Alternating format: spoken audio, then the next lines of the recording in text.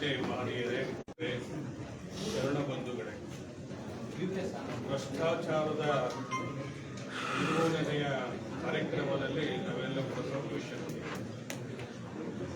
ಭ್ರಷ್ಟಾಚಾರ ಏನು? ಸಣ್ಣದೊಂದು ಉದಾಹರಣೆ ಕೊಡಕ್ಕೆ ನಾನು ಇಚ್ಛೆ ಕೊಡ್ತಾ ಇದ್ದೀನಿ. ಅತಡಿ ಶಿವಯೋಗಿಗಳು ಒಬ್ಬ ಮಹಾನ್ ಸಂತರು.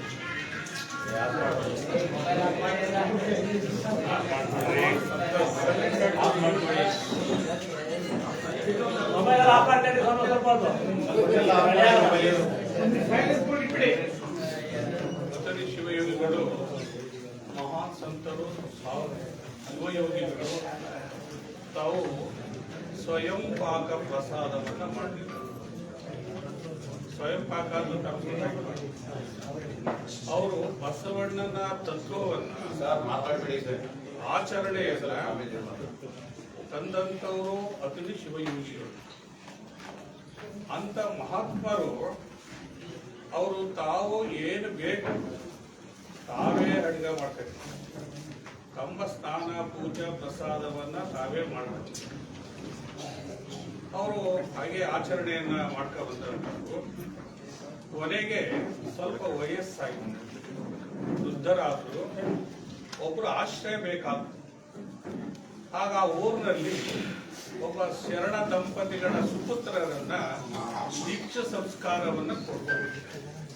ಆ ದೀಕ್ಷಾ ಸಂಸ್ಕಾರವನ್ನ ಕೊಟ್ಟು ಅವರು ಅವರಿಗೆ ಸ್ನಾನ ಪೂಜಾ ಪ್ರಸಾದವನ್ನ ಮಾಡ್ತಾ ಇದ್ರು.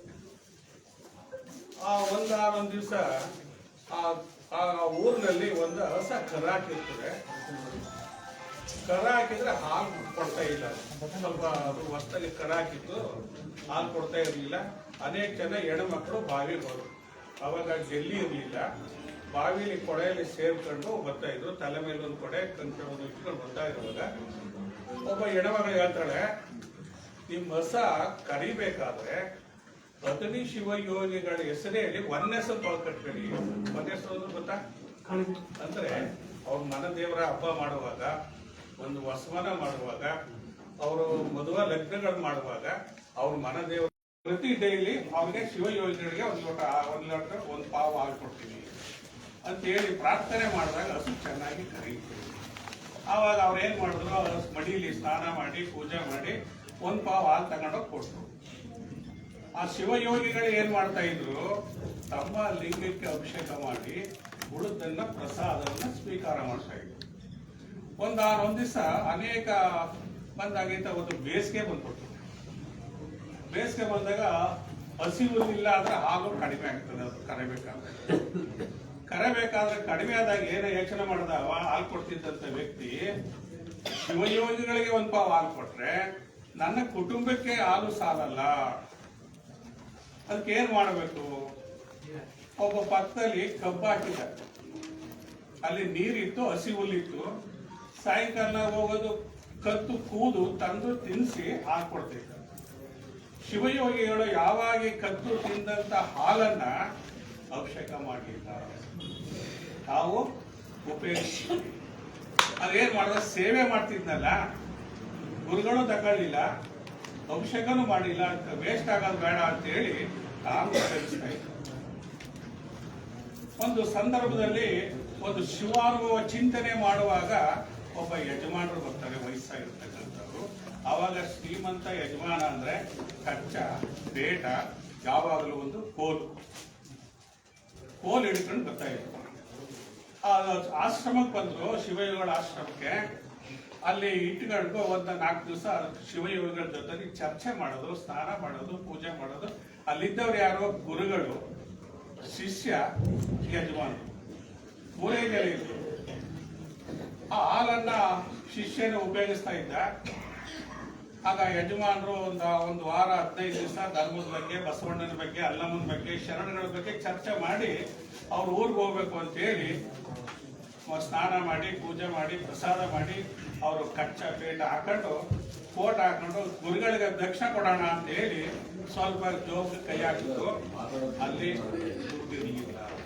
ಇದ್ದವ್ರು 3 ಜನ ಶಿವಯೋಗಿಗಳು, ಯಜಮಾನರು ಸೇವೆ ಮಾಡೋನು ಬಹಳ ಸ್ವಚ್ಛತೆ ಇರ್ತಕ್ಕಂಥವ್ನು, ಬಹಳ ಆಚಾರವಂತ, ಕ್ರಿಯಾಶೀಲ ಆಗಿರ್ತಕ್ಕಂಥ ವ್ಯಕ್ತಿ ಏನ್ ಮಾಡ್ದ, ಹಸು ಕದ್ದು ತಿಂದಂತ ಹುಲ್ಲನ್ನ ತಂದು ಬೇಯಿಸ್ತದಂತ ಹಾಲನ್ನ ಕುಡಿದಿದ್ನಲ್ಲ, ಅವನಿಗೆ ಆ ಯಜಮಾನರ ಜೋಬಿದ್ದಂತ ಕೋಟ್ಲಿದ್ದಂತ ದುಡ್ಡ ತಗೊಂಡು ಆ ಯಜಮಾನರು ಗುರುಗಳಿಗೆ ದಕ್ಷಿಣ ಕೊಡಬೇಕು ಅಂತ ಹುಡುಕ್ತಾ ಇದ್ದಾರೆ, ಜೋಬ್ಲಿ ದುಡ್ಡಿಲ್ಲ.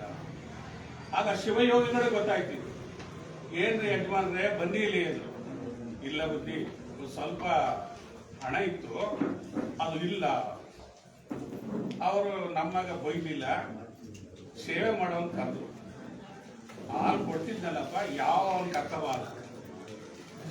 ಡೈಲಿ ಹಾಲು ಕೊಡ್ತಿದ್ರಲ್ಲ, ಅವ್ನು ಕರೆದ್ರು, ನೀನು ಯಾವ ಹುಲ್ಲ ತಿನ್ನಿಸ್ತೀಯ, ಹಸುಗೆ ಯಾವ ಹುಲ್ಲ ಹಾಕ್ತೀಯ? ಸ್ವಾಮೀಜಿ, ಈಗ ಮಳ ಇಲ್ಲ, ಹಸಿ ಮೇವಿಲ್ಲ, ಆ ಪಕ್ಕದಲ್ಲಿ ಕಬ್ಬು ಹಾಕಿದ್ದಾರೆ, ಕೊಂಬಸಟ್ಟಿದೆ, ಅಲ್ಲಿ ರಾತನ ಕಿತ್ಕೊಂಡ್ಬಂದು ತಿನ್ಸಿ ನಿಮ್ಗೆ ಹಾಲು ಕೊಡ್ತಾ ಇದ್ದೀನಿ. ಇವತ್ತಿಂದ ನಿನ್ನ ಹಾಲು ಬೇಡ. ಶಿಷ್ಯ ಈ ಎತ್ಗಡ್ರೆ ದುಡ್ಡು ಕೊಟ್ಟರು.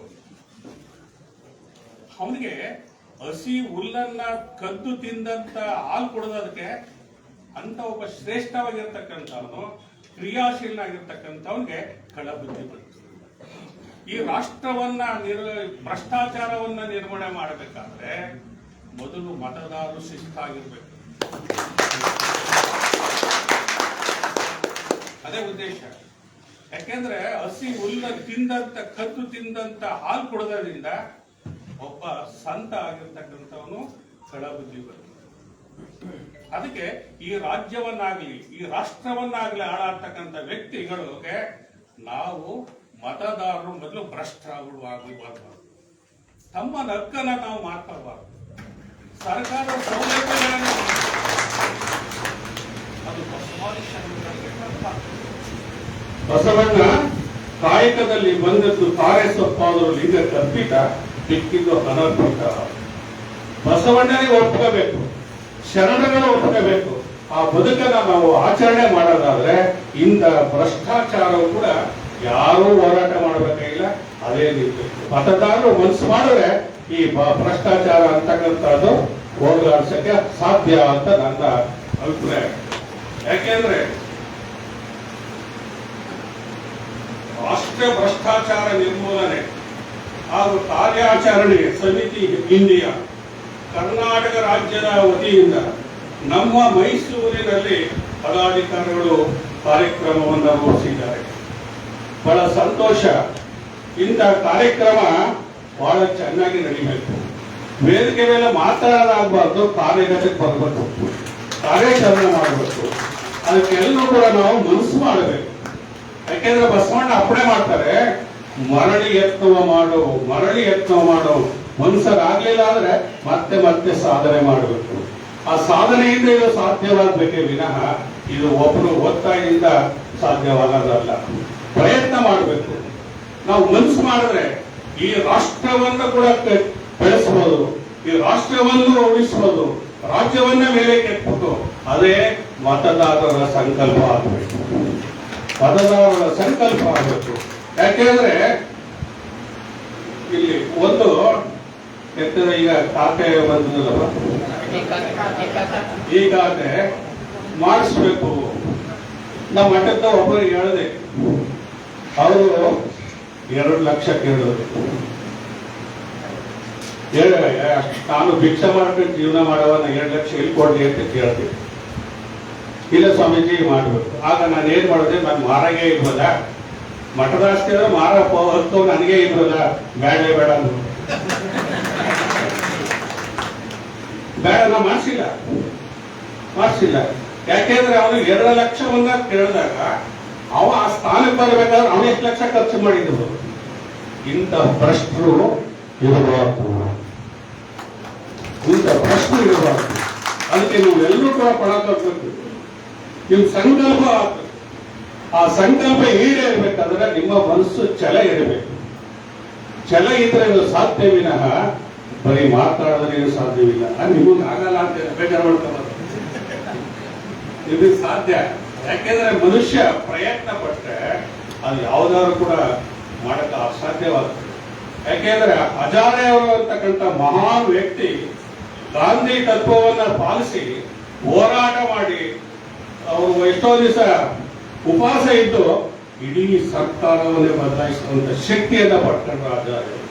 ಅಂತ ಪ್ರಯತ್ನವನ್ನ ನೀವೆಲ್ಲರೂ ಕೂಡ ಮಾಡೋದಾದ್ರೆ ಈ ಭ್ರಷ್ಟಾಚಾರ ಖಂಡಿತ ಹೋಗಿರ್ತಾ ಅಂತ ನನ್ನ ಸಂಕಲ್ಪ. ಅದನ್ನ ಮಾಡ್ತೀರಿ ಅನ್ನೋದು ನೀವೆಲ್ಲರೂ ಕೂಡ ಸಾಧನೆ ಮಾಡಿ ತೋರಿಸ್ತೀರಿ ಅಂತಕ್ಕಂಥದ್ದು ನನ್ನ ನಂಬಿಕೆ ಇದೆ. ಯಾಕೆಂದ್ರೆ ಅಲ್ಲಿ ಗೂಡಿದರೆ ಹಳ್ಳ, ತೆನೆ ಗೂಡಿದರೆ ಬಳ್ಳ. ನೀವೆಲ್ಲರೂ ಒಬ್ಬರೇ ಇವರೇ ಮಾಡಕ್ಕಾಗಲ್ಲ, ನಾನೊಬ್ಬನೇ ಮಾಡಕ್ಕಾಗಲ್ಲ. ನಿಮ್ಮೆಲ್ಲರ ಕೈ ಜೋಡಿಸಿದ್ರೆ, ನೀವೆಲ್ಲರ ಪ್ರಯತ್ನ ಮಾಡಿದ್ರೆ ಅದು ಖಂಡಿತ ಸಾಧ್ಯ. ಯಾಕೆಂದ್ರೆ ಒಬ್ಬ ವ್ಯವಸಾಯಗಾರ ಭೂಮಿಯನ್ನ ಉಳಿಗೆಸ ಮಾಡ್ತಾನೆ, ವಸೂಲು ಮಾಡ್ತಾನೆ. ಆ ಕಳವನ್ನ ತೆಗಿಬೇಕಾದ್ರೆ ಅದಕ್ಕೊಂದು ಔಷಧಿ ಇದೆ. ಔಷಧಿ ಒಡೆದ್ರು ಕಳ ಬಂದ್ಬಿಡ್ತದೆ.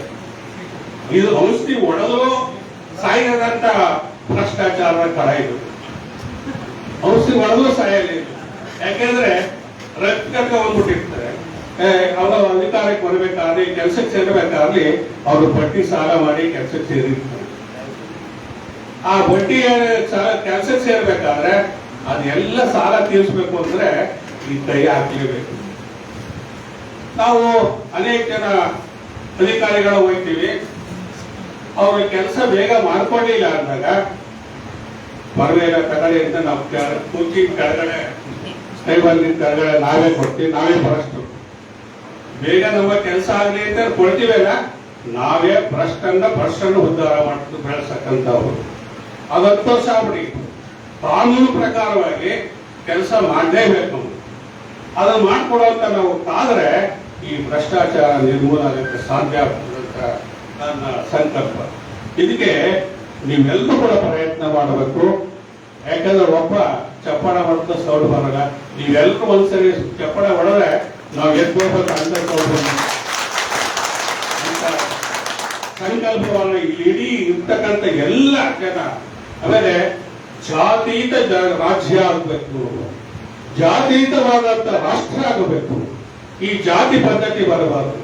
ಯಾಕೆಂದ್ರೆ ಅಧಿಕಾರಿಗಳು ಏನ್ ಮಾಡ್ತಾರೆ ಅಂದ್ರೆ, ಯಾವ್ದಾದ್ರು ಒಂದು ಹುಡುಗ ಓದ್ಬೇಕಾದ್ರೆ ಹೋದ್ರೆ ಸೈಟ್ ಬೇಕು ಅಂತ ಯಾವ ಜಾತಿ ಅಲ್ಲಪ್ಪ ಅದು ಗೊತ್ತಿರ್ತದೆ. ಇಂಥ ಜಾತಿ ಅಂತ ಯಾವ ಜಾತಿ, ಬೇರೆಯವರ್ಗ ಜಾತಿ, ಅದು ಆ ಕಡೆ ಏನು, ಅದು ಬರಬಾರ್ದು. ಜಾತಿ ಎಲ್ಲ ಮನುಷ್ಯ ಎಲ್ಲ ಮತ್ತೆ ಅವರ ವೃತ್ತಿ ಬೇರೆ ಬೇರೆ ಇರ್ಬೋದು. ಇದು ಆಗಬೇಕು ಒಂದೇ ಅನ್ನೋ ಭಾವನೆ ಬಂದಾಗ ಮಠಾಧಿಪತಿಗಳು ಸೂಜಿ, ರಾಜಕಾರಣಿಗಳು ಕತ್ರಿ. ಅವರು ಕತ್ರಿ ಹೊಡೆದ್ರೇನೆ ಅಧಿಕಾರಕ್ಕೆ ಬರೋದು. ಕತ್ರಿಲಿ ಕಟ್ ಮಾಡಿದ್ರೇನೆ ಅವ್ರ ಅಧಿಕಾರವನ್ನು ಅನುಭವಿಸ್ತಕ್ಕಂಥದ್ದು. ಮಠಾಧೀಶರು ಏನ್ ಮಾಡ್ತಾರೆ ಅಂದ್ರೆ ಅರ್ಧೋಗಿರೋದನ್ನು ಒಲೆಯೋದು. ಎಲ್ಲ ರಾಜಕಾರಣಿಗಳಾಗಿ ಅಧಿಕಾರಿಗಳಾಗಿ ಎಲ್ಲ ಸೂಚಿ ಆದ್ರೆ ಭ್ರಷ್ಟಾಚಾರ ಒಂದು ಬರಲಿಲ್ಲ. ಅಂತ ರಾಜ್ಯ ಅಂತ ಭಾವನೆ ಬರಬೇಕು ಅಂತ ನೀವೆಲ್ಲರೂ ಕೂಡ ಇವತ್ತು ಪದ್ಧತಿಯಾಗಿ ಮನಸ್ಸು ಮಾಡಿ ಈ ರಾಷ್ಟ್ರವನ್ನ ಉದ್ಧಾರ ಮಾಡ್ತೀವಿ, ಭ್ರಷ್ಟಾಚಾರವನ್ನ ನಿರ್ಮೂಲ ಮಾಡ್ತೀವಿ ಅಂತ ಸಂಕಲ್ಪ ಮಾಡಿದ್ದೀವಿ. ಎಲ್ಲರೂ ಒಟ್ರೆ ಅದು ಖಂಡಿತ ಆಗ್ತದೆ ಅಂತ ನಿಮ್ಗೆ ಅಂತ ಶಕ್ತಿಯನ್ನ ನಮ್ಮ ಮಹಾತ್ಮ ಶ್ರೀ ಗುರುಮಲ್ಲೇಶ್ವರು ಅನುಗ್ರಹಿಸಲಿ ಅಂತ ಆಶಿಸಿ ನನ್ನ ಮಾತಾಡಿರೋ ಮೂಲಕ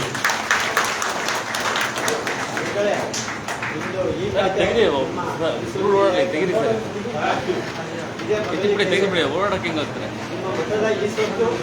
ಮೈಸೂರು ಜಿಲ್ಲೆ ಮತ್ತೆ ತಾಲೂಕಿನವರು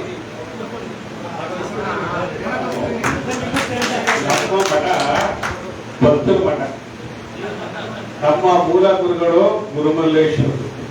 ಅವರ ವೃತ್ತಿ ಏನು ಅಂದ್ರೆ ಭಿಕ್ಷೆ ಮಾಡಬೇಕು, ಕರದಾದರೂ ತಿರುದಾದರೂ ಕರೆದು ತತ್ತಿತ್ತು, ತಿರುಗ ಬಂದು ಕರ್ಕೊಂಡು ಅಂದ್ರೆ.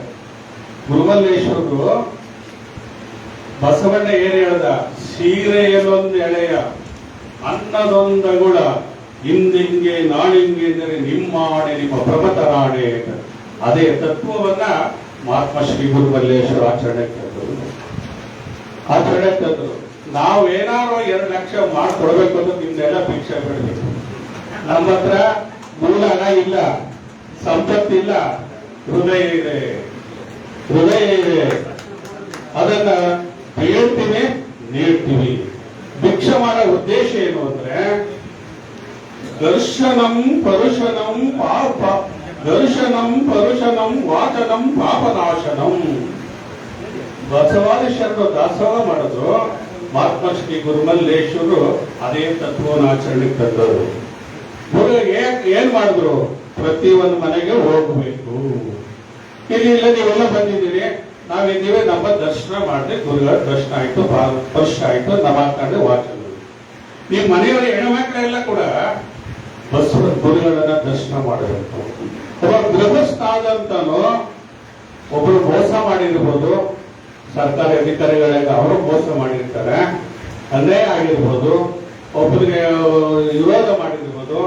ಆಗ ಹೋದಾಗ, ಮನೆಗೆ ಹೋದಾಗ ಗುರುಗಳು ಹೋಯ್ತಾರೆ. ಗುರು ಧರ್ಮದ ಕಾರುಣ್ಯದ ಭಿಕ್ಷ. ಗುರುಗಳ ಕರ್ತವ್ಯ ಏನು ಅಂದ್ರೆ ಭಕ್ತನಲ್ಲಿ ಬೇಡದು. ಹೋದಾಗ ಮನೆಯವರೆಲ್ಲರೂ ಗುರುಗಳನ್ನ ನೋಡ್ತಾರೆ. ಆಗ್ಲೇ ಯಾರುವೆ ಶಿವ ಅಂತ ಭಸ್ಮ ಧರಿಸ್ತಾರೆ. ಸ್ವಾಮಿಗಳು ಬಂದು ಇದಕ್ಕೆ ವಿಭೂತಿ ಧರಿಸಿಲ್ಲ ಅಂತ ಕೇಳಿರು ಅಂತ ಹೇಳಿ ಭಸ್ಮ ಧರಿಸ್ಕೊತಾರೆ. ಆವಾಗ ಅವರು ದುಡಿಮೆ ಮಾಡೋದನ್ನ ಒಂದ್ ಹಣ ಜೋಳ ಆಗ್ಬೋದು, ರಾಗಿ ಆಗ್ಬೋದು, ಮೆಣಸೆಣ್ಣೆ ಆಗ್ಬೋದು, ಹುಣಸೆಣ್ಣೆ ಆಗ್ಬೋದು, ಏನಾಗ್ಬೋದು ಕೊಟ್ಟು ಒಂದು ಗಂಧೆ ಕಡ್ಡಿನ ಒಂದು ಕರ್ಪೂರ ಹಚ್ಚಿ, ಗುರುವೇ ನನ್ಗೊಂದು ಗೊತ್ತಿಲ್ಲಪ್ಪ, ಎಲ್ಲ ನಿನಗೆ ಸೇರುತ್ತು. ಅವು ಪಾಪವನ್ನ ಕೊಟ್ಟು ಪುಣ್ಯವನ್ನ ಗಳಿಸ್ತಾರೆ. ಅದು ಗುರುಮಲ್ಲೇಶ್ವರ ಪರಂಪರೆಯಲ್ಲಿ ಒಂದು ಮಠದಲ್ಲಿ 10 ಜನ, ಒಂದು ದಿವಸಕ್ಕೆ 10 ಜನ ಪ್ರಸಾದ ಮಾಡ್ತಾರೆ. ಒಂದು ತಿಂಗಳಿಗೆ 300 ಜನ ಆಗ್ತಾರೆ. ಒಂದು ವರ್ಷಕ್ಕೆ 3006 ಜನ ಆಗ್ತಾರೆ. ಅಲ್ಲಿ ಪ್ರಸಾದ ಮಾಡಿದ್ರೆ ಹುಟ್ಟವನಿಗೆ, ಬಿತ್ತವನಿಗೆ, ಬೆಳೆದವನಿಗೆ, ಬೇಡದವನಿಗೆ ಪುಣ್ಯ ಬರ್ತದೆ ಅಂತ ಗುರುಮಲ್ಲೇಶ್ವರ ತತ್ವ. ಪ್ರತಿಯೊಬ್ಬರೂ ಕೂಡ ಪುಣ್ಯ ಬರಬೇಕು ಅಂದ್ರೆ ಭಿಕ್ಷೆ ಕೊಡಬೇಕು, ಬೇಡಬೇಕು, ನೀಡಬೇಕು. ಇದು ಗುರುಮಲ್ಲೇಶ್ವರ ಮಠಗಳ ಪರಂಪರೆ ಬಂದಿರತಕ್ಕಂಥದ್ದು.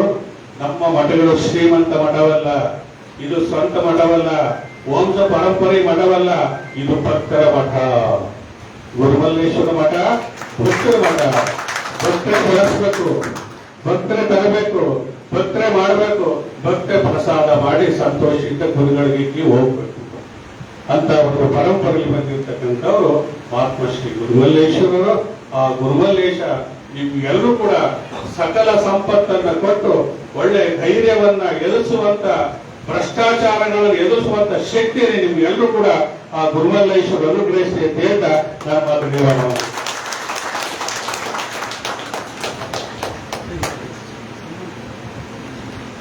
ಸ್ವಾಮೀಜಿಯವರು ಏನ್ ಹೇಳಿದ್ದಾರೆ ಅಂದ್ರೆ, ಅವರು ಈ ರೀತಿ ಮಾಡೋದಕ್ಕೆ ಏನೆಲ್ಲ ಕೇಳಿದ್ದಾರೆ.